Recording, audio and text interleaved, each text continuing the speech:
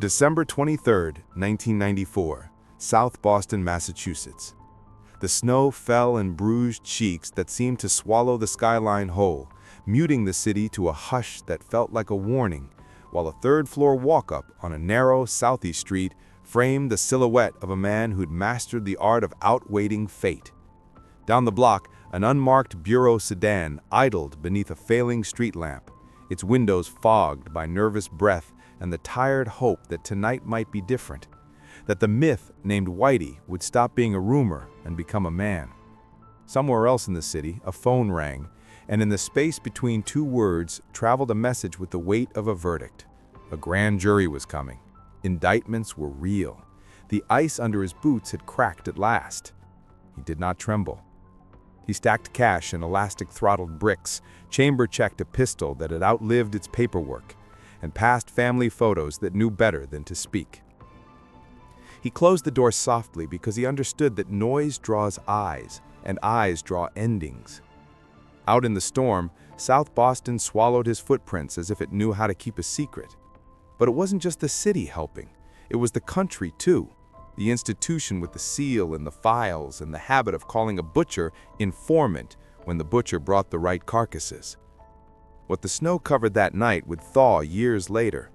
That the FBI's most wanted man had lived for decades in the brittle warmth of protection. That the ledger of favors had a body count. That some of the dead were collateral to a strategy with its own anthem and its own amnesia. He would become a ghost in the places he loved. The dock's iron breath, the bar's amber gloom, the alleys that knew the language of thunder and learned to tell gunfire from weather. And when he finally returned, he would be a chains rattle in a courtroom, a face on television gone smaller under fluorescent lights, a myth shorn of the glamour that only time can lend. Still, the twist had always been welded to the bones of this story. The most wanted, who fed from the same hand that hunted him. The city that learned to talk around a secret, and the country that could not decide whether it was purging evil or managing it. He was born September 3, 1929, the year the market broke and took the country to its knees. And he grew up in Old Harbor Village, where the wind off Dorchester Bay salted the air, and the shipyards hammered out a rhythm that taught you when to square your shoulders and when to duck. They called him Whitey for hair too pale for a neighborhood that prized darkness, and he learned early that a nickname could be a leash if you let it. He didn't. South Boston was an education in loyalty and silence, in the kind of family that started with blood and continued with whoever showed up when the siren wailed. He came of age in the shadow of a world war that swallowed names off stoops and returned only folded flags. And for boys who didn't cross the ocean, the streets became a kind of front line, corners contested, debts paid in knuckles and hours in holding cells. The uniform called to him for reasons that had nothing to do with flag waving. The Air Force offered a code of respectability you could wear like armor, and it taught him the tempo of institutions, how they speak softly when they think they own you, how their voices harden when you step out of the script, how silence can be a weapon in close quarters. The stockade knew his name even as the discharge paper stamped honorable, contradictions that would become the architecture of his life. Two truths leaning on each other until neither fell. When he came home, the boy with a bone-deep memory of cold had learned to keep his face still and his options moving. He didn't yet know that the country's laboratories had plans for him, that the next set of walls would not be barracks but penitentiaries, and that the most ruthless experiments he'd carry out would be the ones someone else started inside his head. The decade wore chrome and hope in the suburbs. But his America ran on getaway cars and teller cages. When the law caught up, the sentence was federal and long, an archipelago of punishment that ferried him from Atlanta to Alcatraz to Leavenworth to Lewisburg. If the streets had taught him hunger, prison taught him patience, the art of waiting with a pulse you couldn't see. In Atlanta, he volunteered for something sold as science, helping the fight against madness, and found instead measured drops of LSD, MK Ultra in everything with signature, a careful unknitting of reality by men with pens who promised secrecy the way a wolf promises peace to lambs. He remembered ceilings that moved and edges that frayed. Remembered the sensation that someone else was turning the dials inside his skull. That the borders of self could be shifted like a fence on a foggy morning. What do you learn when your mind becomes a laboratory? He learned to trust nothing, least of all his own memory. Learned that reality could be engineered, and so could loyalty. That paper could lose its truth behind black bars of redaction, and that officials could tuck atrocities into footnotes and call them anomalies. After 9 years, he walked out with a face that had learned stillness and a heart that had learned arithmetic. Crime done correctly was not a storm of chaos, but a ledger with predictable rain. South Boston had different bosses now, but the dialect remained ancient. Favors, fear, funerals, and he was fluent in all 3 languages. He had also learned a new faith. Institutions bend, people break.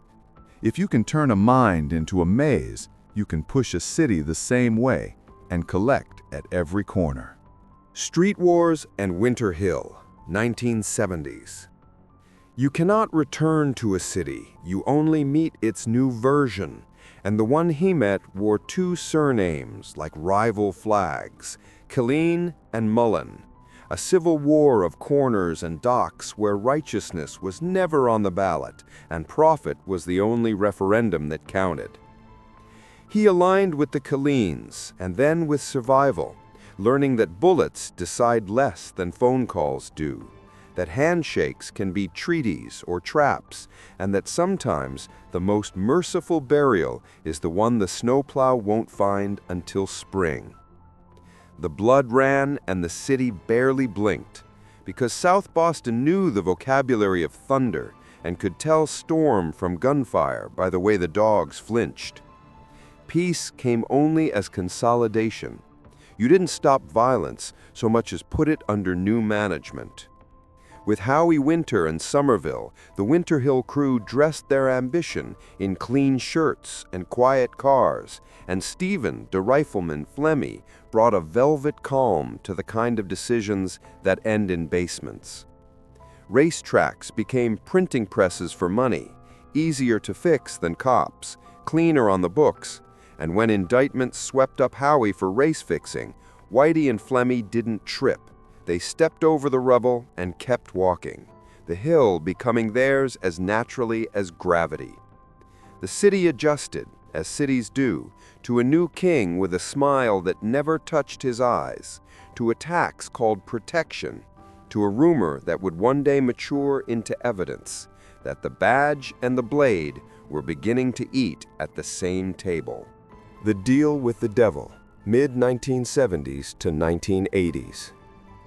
John Connolly of the Boston FBI, Southie-born and fluent in the parish where ambition and loyalty share a pew, approached with an offer elegant enough to be mistaken for Providence. Help us take down the Italians, the Patriarca family, and we'll look kindly on Winter Hill. In Washington, it translated as top echelon informant, in South Boston as untouchable, and in Whitey's head as a tailor-made invisibility cloak. Proximity made the pitch sing.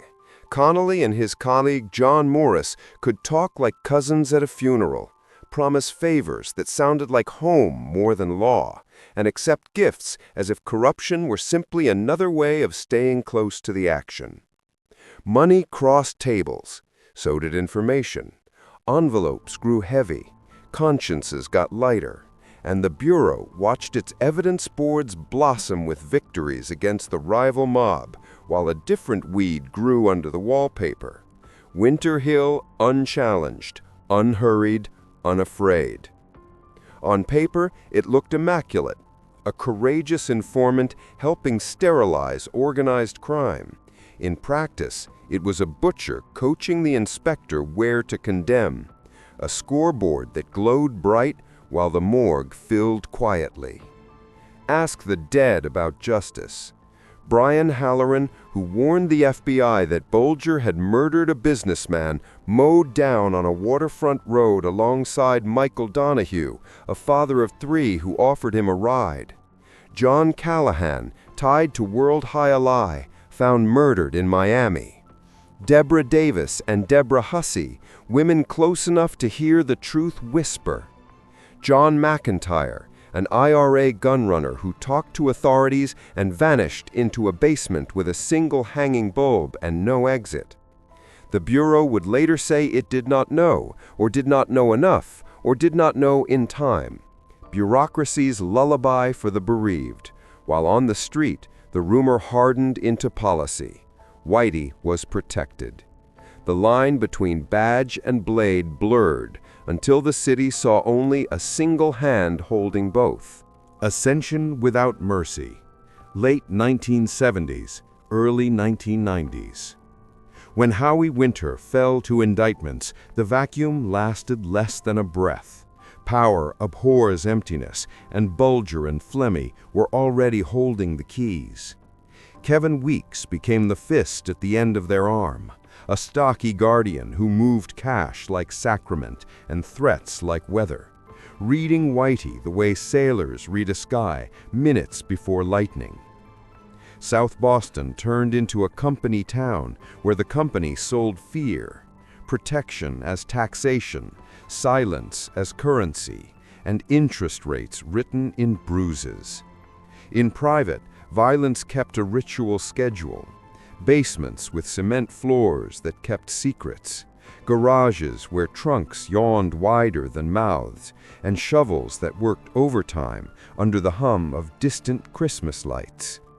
Even as bodies disappeared into the city's cold soil, the FBI's files grew fat with triumphs against rival families, wiretaps, raids, headlines, an immaculate scoreboard that framed Winter Hill's expansion as a civic service. But favors have due dates, and by the early 1990s, good men trapped inside bad machines began to ask worse questions. Grand juries do not speak with accents, and the federal calendar started circling dates in a patient red. Somewhere in a windowless room, an indictment list lengthened like a winter night. And so we returned to the storm, to a December door closing without a bang, to the figure that the city would not see again for 17 years, to a vanishing not performed in panic but in muscle memory. Because when you've taught yourself to be a ghost, all disappearance is rehearsal. The Long Disappearance, 1995 to 2011. America learned his face from posters and prime-time segments, a glare reproduced so many times it became less a portrait than a sigil, while he slipped through the country like a rumor wearing new shoes. New Orleans, San Diego, Chicago, each sighting an almost, each motel a lesson in how to leave no fingerprints on a sunrise. He didn't hide in wilderness, but in routine. Santa Monica's salt air replaced Boston's diesel stink, but silence travels well.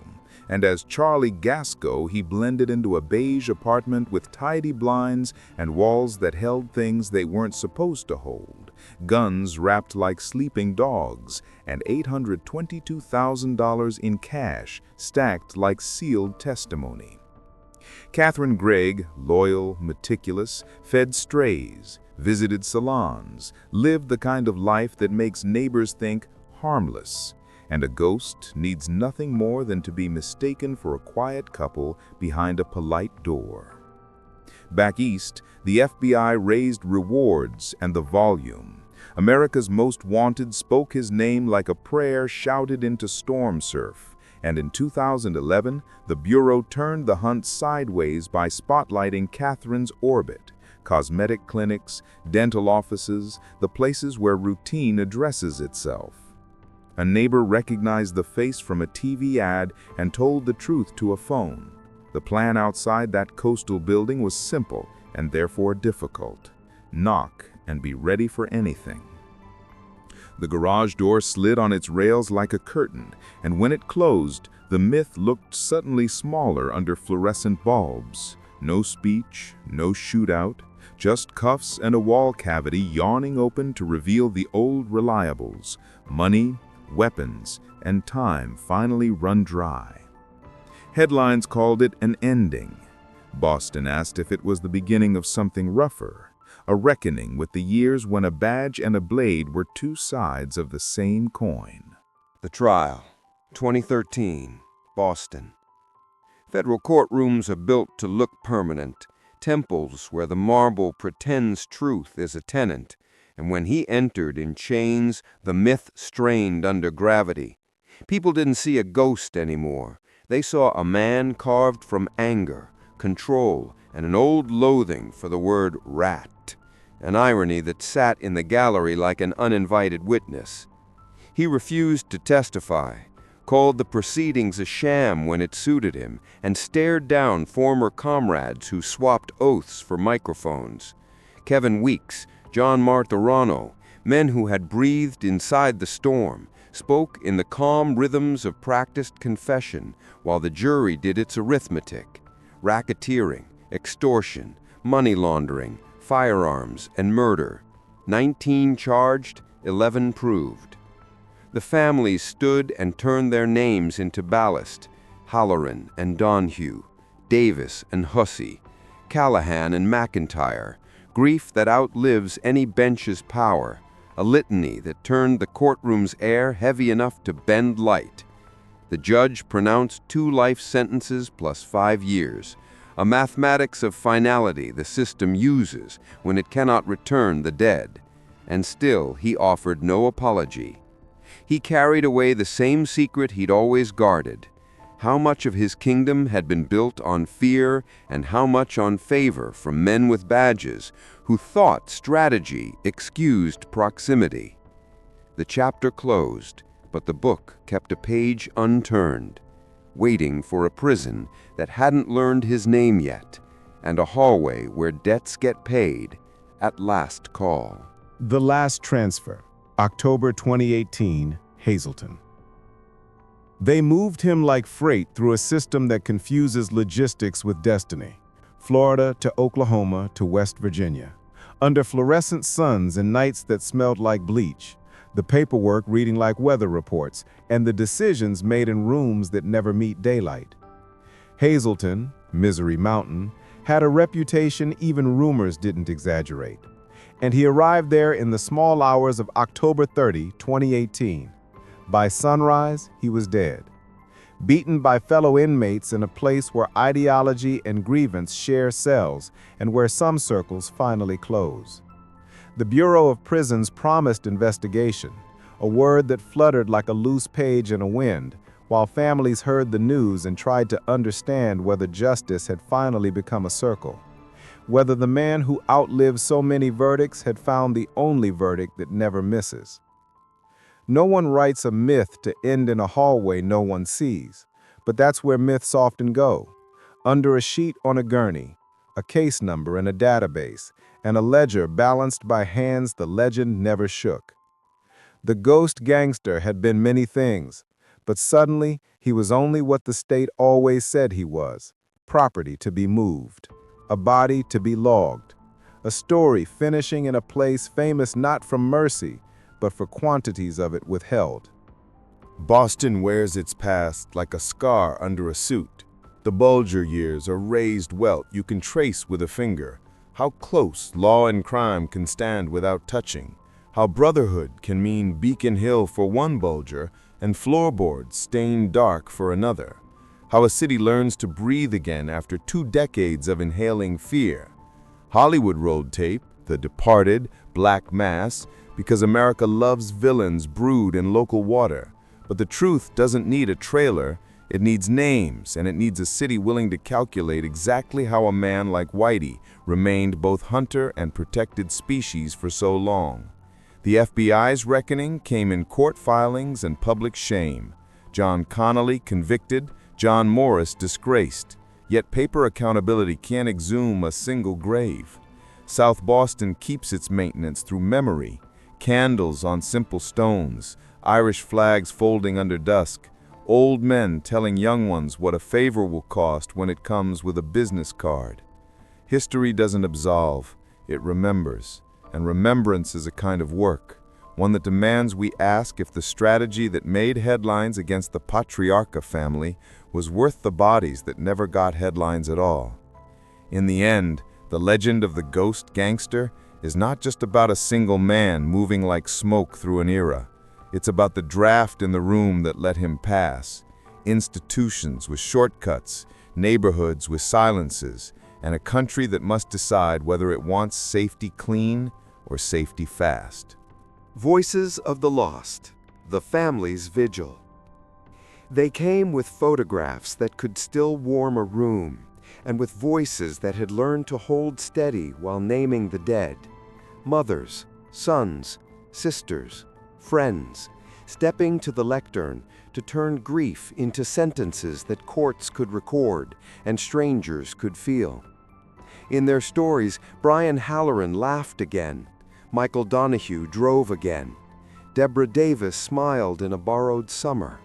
In their stories, John Callahan packed a suitcase, and John McIntyre dared to hope for forgiveness. In their stories, the vanished were refitted with ordinary moments, the way someone stirred coffee, the way a father put his hand on a shoulder. And the courtroom air thickened until even the judge's marble seemed to soften.